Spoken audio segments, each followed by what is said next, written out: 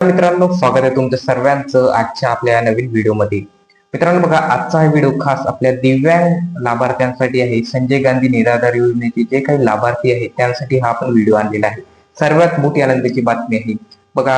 आजच्या व्हिडिओत आपण बघणार आहोत दिव्यांग लाभार्थ्यांच्या खात्यात 6,000 रुपये इथे जमा व्हायला सुरुवात झालेली आहे. मित्रांनो, आजच्या व्हिडिओत आपण संपूर्ण माहिती बघूया की कोणाकोणाला हे पैसे जमा होणार आहेत. तर चला व्हिडिओला सुरुवात करूया. तर बघा, दिव्यांग लाभार्थी जे आहेत संजय गांधी निराधार योजनेचे लाभार्थी यांना आता इथे सरसकट 6,000 रुपयाचा हप्ता यांचा येणार आहे.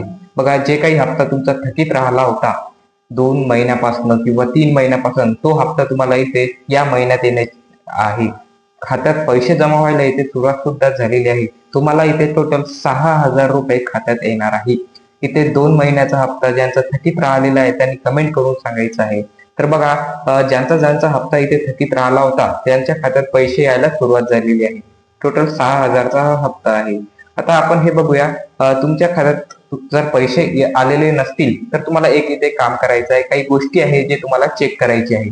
तर सर्वात पहिले म्हणजे तुम्हाला इथे आधार सीडिंग म्हणजे ज्याला आपण आधार लिंकिंग म्हणतो, तर तुमचं आधार लिंकिंग व्यवस्थित आहे का?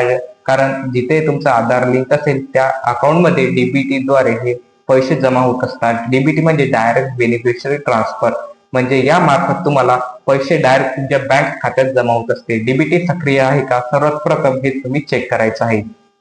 नंबर 2 वर आहे मित्रांनो बघा, रिकेवायसी. रिकेवायसी अत्यंत महत्वाची आहे. शासनाने जिया सुद्धा दिलेला होता मागे याबद्दल की रिकेवायसी इथे सर्वांनी करून घ्यायची होती. ज्यांची रिकेवायसी राहिली होती त्यांना इथे हप्ता आलेला नाही.